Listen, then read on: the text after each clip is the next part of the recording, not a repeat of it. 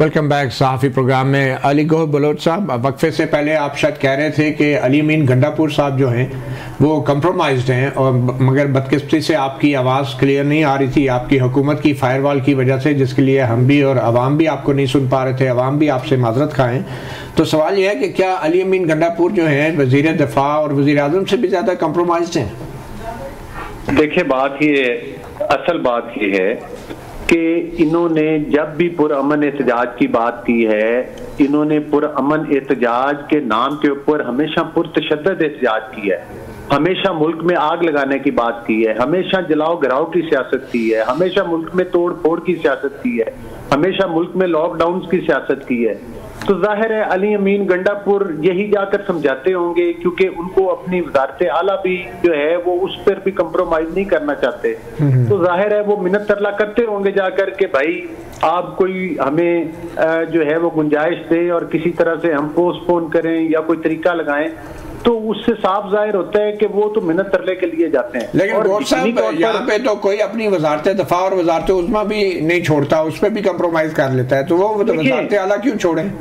ظاہر ٹھیک ہے، میں سمجھتا ہوں کہ میں تو کہہ رہا ہوں کہ اگر وہ جا کر بانی پی ٹی آئی کو یہ سمجھاتے ہیں کہ بھائی آپ ملک میں آگ نہ لگائیں، آپ ملک میں توڑ پھوڑ نہ کریں، آپ ملک میں لاک ڈاؤن نہ کریں، آپ ملک میں انتشار نہ پھیلائیں، تو میں سمجھتا ہوں کہ یہ علی امین گنڈا پور کے اس مشورے سے تو میں اتفاق کروں گا اگر وہ یہ بات۔ پھر خواجہ صاحب جو کہہ رہے ہیں کہ وہ کمپرومائزڈ ہیں، تو یہ تو پھر ان کو نہیں کہنا چاہیے نا، ان کو تو کہنا چاہیے علی امین گنڈا پور درست بات کر رہے ہیں، بجائے اس کے کہ آپ انہی کی کردار کشی کر رہی ہے آپ کی حکومت۔ نہیں، دیکھیں، ہمیں ان کی ان باتوں پر اعتراض ہے جو وہ کھڑے ہو کر بحیثیت وزیر اعلیٰ دھمکیاں لگاتے ہیں، جب وہ بات کرتے ہیں کہ سر پہ کفن باندھ کر آئیں گے، جب وہ عوام کے سامنے بات کرتے ہیں کہ اب پتہ نہیں ہم نے واپس آنا ہے کہ نہیں آنا، تو ظاہر ہے کہ ان کی کسی بات کے اوپر بھی اعتماد تو نہیں کیا جا سکتا۔ یہ پرامن بات کرنے کے بعد میں پھر آپ کو پتہ ہے پرتشدد واقعات کی طرف بھی اتر آتے ہیں۔ تو جب وہ موقع سے ڈی چوک کے قریب کارکنوں کو تنہا چھوڑ کے بھاگ گئے، اور جس چور راستے سے گئے وہ بھی سب کو پتہ ہے، جب وہ کہتے ہیں کہ پتہ نہیں میں کتنے ضلع پور کر کے گیا، تو یہ پہلے تو کہتے تھے کہ ہمیں غلامی منظور نہیں، ہم تو غلام ہیں، آج کل ٹرمپ کے ساتھ سیلفیاں بنوا کر وہ سینڈ کرتے ہیں، ہماری ادھر بھی بات ہو رہی ہے۔ لیکن ٹرمپ کی سیلفیوں سے آپ کو کیوں گھبراہٹ ہو رہی ہے حکومت؟ ہمیں گھبراہٹ نہیں ہو رہی، ان کو شرمندگی محسوس نہیں ہو رہی کہ کل تک یہ دعوے کیا کرتے رہے، کل تک یہ بیانات کیا دیتے رہے، ہمیں تو قطعی گھبراہٹ نہیں ہے، چاہے ٹرمپ کے ساتھ بنائے چاہے اس کے رشتہ داروں کے ساتھ بنائے۔ ظاہر ہے کہ ادھر تو ہمارے اراکین پارلیمنٹ نے بھی خط لکھ دیے ہیں، تو میں نہیں سمجھتا کہ ان خطوط کی وجہ سے ان کو 9 مئی سے جو معافی مل جائے گی، یا انہوں نے جو کرپشن کی ہے اس سے ان کو معافی مل جائے گی، یا انہوں نے جو ملک کی تنظیمات کو آگ لگائی ہے اس پہ ان کو معافی مل جائے گی۔ بہرحال ان کا کردار ضرور عوام کے سامنے آ گیا ہے کہ یہ غلام ہیں یا نہیں ہے، چلیں اس کے اوپر بھی پتہ چل گیا ہے کہ یہ آزاد ہیں یا غلام۔ چلیں ہم ان کا موقف بھی لے لیں گے۔ ثاقب بشیر صاحب، ابھی جو آنے والے مقدمات ہیں آپ نے ذکر کیا 8 مقدمات ہیں، کتنا امکان ہے کہ ان مقدمات میں بھی عمران خان کی ضمانت پر رہائی ہو سکتی ہے، اور آپ کو لگتا ہے کہ 30 نومبر سے پہلے عمران خان ایکچولی باہر آ جائیں گے؟ ابھی تو 30 نومبر کو سماعت ہے، 30 نومبر کو اگر اس پہ ہیرنگ ہو، دونوں طرف سے دلائل ہوں تو ضمانت ہونے کے، اس کی ارلی ہیرنگ بھی تو ہونے، وہی میں کہہ رہا ہوں کہ ارلی ہیرنگ تو، لیکن وہ کیس کیا ہیں، وہ جو 8 کیسز ہیں؟ نہیں، وہ 9 مئی کے کیسز ہیں، لاہور کے جو وہاں پہ جو کور کمانڈر ہاؤس اور دوسرے تیسرے جو کیا وہ سنگین نوعیت کے کیسز ہیں؟ نہیں، اس میں جو سازش ہے نا ان پہ، یہ تو 9 مئی کو اسلام آباد ہائی کورٹ سے گرفتار ہو گئے تھے، ان کے اوپر وہی ہے کہ آپ نے کانسپریسی جو ہے وہ آپ نے پیچھے بیٹھ کر، مطلب ایک پری پلان تھا 9 مئی سے پہلے کہ آپ نے اپنے ورکرز کو، پی ٹی آئی کے لیڈرشپ کو کہا کہ آپ نے انسٹالیشنز پہ جا پہ اٹیک کرنا ہے، تو ان کے اوپر جو چارج ہے وہ کانسپریسی کا ہی ہے۔ تو اس میں تمام کیسز ضمانت ہو سکتی ہے؟ تمام کیسز، وہ تو ڈیفینیٹلی، وہ جو کسی بھی کیس میں ضمانت کے لیے ایک بڑا جو گراؤنڈ ہوتا ہے کہ یہ بندہ کتنے عرصے سے جیل میں ہے، تو اس کیس میں عمران خان صاحب کی جو گرفتاری ہے وہ کافی ٹائم ہو گیا ہے، تو جو لاہور کے بھی کیسز ہیں تو اس لیے ان میں ضمانت۔ مگر ثاقب ایک سوال یہ پیدا ہوتا ہے کہ اگر 9 مئی کے تمام مقدمات میں عمران خان باہر آ جاتے ہیں تو جو مبینہ طور پہ ماسٹر مائنڈ ہیں، تو پھر جو فوجی حکام کی تحویل میں 85 کے قریب بندے ہیں، ان کا کیا قصور ہے؟ وہ کیسے باہر آئیں گے؟ اور ان کی رہائی کے بغیر عمران خان باہر آئیں گے زمانہ لے کے؟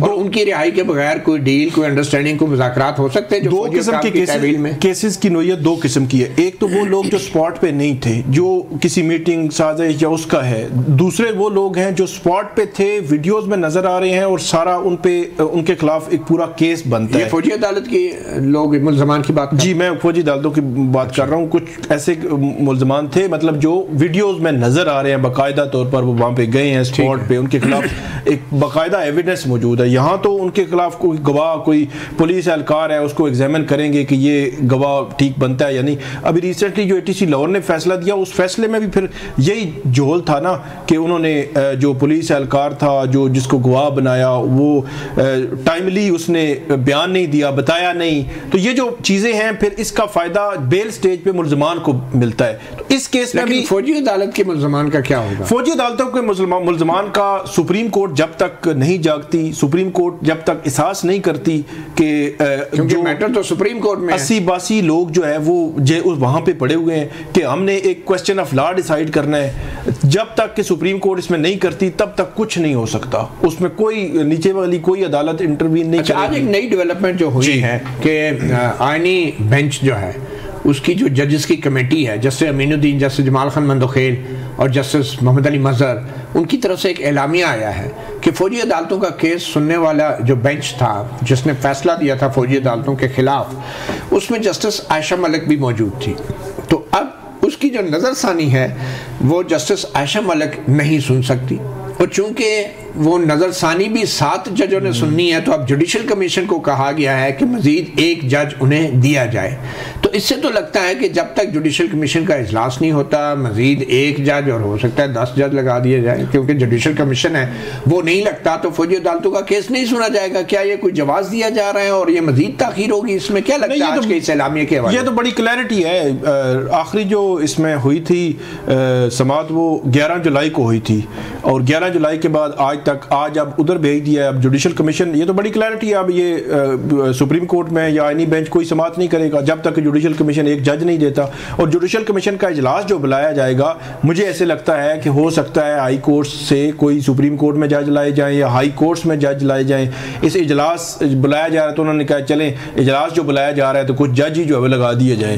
لگے حکومت اکثریت میں ہے، ہاں وہ اپنی لسٹیں لے کے آئے گی جوڈیشل کمیشن میں. بالکل. وہ آئینی بینچ. شوکت بسر صاحب سوال یہی ہے کہ اگر عمران خان باہر آ بھی جاتے ہیں تو جو فوجی عدالتوں کی تحویل میں جو ملزمان ہیں، عام شہری ہیں، PTI کے کارکن ہیں، ان کی رہائی کا کیا بنے گا؟ کہ آپ کے خیال میں ان کو پہلے رہا ہونا چاہیے یا عمران خان کو؟ پہلی بات تو یہ ہے کہ آپ نے ایک سوال کیا تھا کہ آپ اسٹیبلشمنٹ سے مذاکرات کریں گے. یہ تو ہم 100 بار کہہ چکے ہیں، خان صاحب کہہ چکے ہیں کہ ہمارے مذاکرات اسٹیبلشمنٹ سے ہوں گے مطیع اللہ جان. لیکن کب ہوں گے، کون کر رہا ہے، ابھی تک جو میرے پاس خبر ہے کہ کوئی مذاکرات کوئی ان کے ساتھ ہوئے نہیں ہیں. جب ہوں گے بالکل آپ کو بتائیں گے. لیکن یہ جو سیاسی نمونے ہیں، یہ جو کٹ پتلیاں ہیں، یہ جو ملازم ہیں، کوئی نوکروں کے ساتھ مذاکرات نہیں کرتا نا. اور پھر خاص طور پہ ان لوگوں کے ساتھ، بیچاروں کے ساتھ جو 60-70 ہزار سے آ رہے ہوئے ہیں، جو اپنی مرضی سے نہ اٹھ سکتے ہیں. اگر نوکروں سے نہیں، بسرا صاحب اگر نوکروں سے مذاکرات نہیں کرنا تو پھر آقاؤں سے مذاکرات کریں گے آپ؟ نہیں، ہمارا موقف کیا ہے، اسٹیبلشمنٹ نے کیونکہ یہ سارا نظام بنایا ہے، انہوں نے ان ہاروں ہوں کو جتوا کر فارم 47 کے ذریعے یہ پارلیمنٹ بنائی ہے. ہم ان سے مذاکرات کیا کرنا چاہتے ہیں؟ کسی ڈیل کے لیے نہیں، کسی اقتدار کے لیے نہیں، صرف اور صرف رول آف لا کے لیے. اچھا، صرف آئین پاکستان پر رول آف لا سے مراد یہ ہے کہ ان کو نکال دیں، ہمیں لے آئیں، یہ رول آف لا ہے. ہم یہ چاہتے ہیں کہ پاکستان میں فیئر اینڈ فری الیکشن ہو جس میں اسٹیبلشمنٹ کا کوئی دخل اندازی نہ ہو. اور جو 8 فروری کو مینڈیٹ دیا تھا عوام نے وہ ہمیں نہیں دیا گیا نا. اگر عوام دیکھیں، اس وقت عوام عمران خان کے ساتھ ایک سائڈ پہ کھڑے ہیں اور یہ چند لوگ ہیں جن کو کرمنل ایلیٹ کہنے. اچھا، تو مجھے آپ یہ بتائیں نا بسر صاحب، جو میں نے آپ سے سوال کیا تھا کہ فوجی عدالتوں کی تحویل میں جو عام شہری ہیں، PTI کے کارکن ہیں، ان کو پہلے باہر آنا چاہیے یا عمران خان کو؟ پہلی بات تو یہ ہے کہ ہمارا موقف اس میں بھی کلیئر ہے کہ 9 مئی بہانہ تھا، تحریک انصاف اور عمران خان نشانہ تھا. ہماری ایک درخواست سپریم کورٹ میں پڑی ہے کہ اس کے اوپر جوڈیشل کمیشن بنایا جائے، تو میں مطیع اللہ جان کے پروگرام صحافی اور نیو ٹی وی کے ذریعے یہ ریکویسٹ کرتا ہوں چیف جسٹس صاحب کو کہ اس کے اوپر جوڈیشل کمیشن بنائیں، اس کی لائیو ٹی وی پر پروسیڈنگ دکھائیں، قوم کو دودھ کا دودھ پانی کا پانی ہو جائے گا۔ تو وہ جو آپ اسٹیبلشمنٹ سے مذاکرات کرنا چاہ رہے ہیں، کیا فوجی عدالتوں کی تحویل میں یہ ملزمان بھی آپ کے مذاکرات کے ایجنڈے کا حصہ ہوں گے؟ دیکھیں ہمارا موقع پہلے کلیئر ہے کہ قانون کے اندر سویلینز کا فوجی عدالتوں میں ٹرائل نہیں ہو سکتا، یہ تو پہلے ہی ہمیں تو اچھا ہم رول آف لا کے لیے کیوں کوشش نہیں، یہ مذاکرات کا یہ ایجنڈا ہوگا یا نہیں یہ بتائیں۔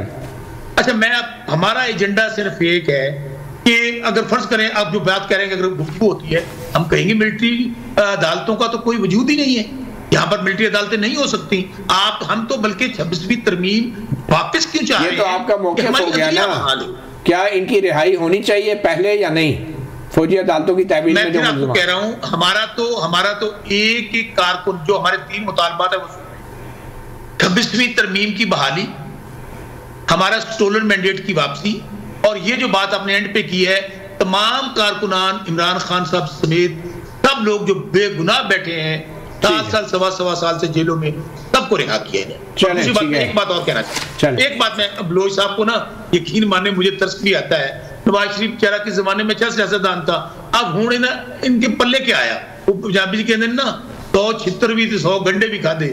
بھائی آپ لوگوں نے 8 فروری کو کیا ضرورت تھی کہ نواز شریف 3 ٹائمز کا وزیر اعظم آپ لوگ جناب بھاگ کے فارم 47 اکٹھے کر رہے ہیں، آپ لوگ جعلی حکومتیں بنا رہے ہیں، آپ لوگ ماؤں بہنوں بیٹیوں کو اغوا کر کے ترامیم کروا رہے ہیں۔ اب آپ نے چونکہ الٹیمیٹلی عوام سے آپ نہیں جیت سکتے، عوام اس وقت مکمل آپ بہرحال یہ دونوں سیاسی جماعتوں نے باری باری 100 چھتر اور 100 گنڈے کھائیں، کسی ایک نے نہیں۔ ایک چھوٹی سی بریک لیتے ہیں اور پھر علی گوہر خان سے بات کریں۔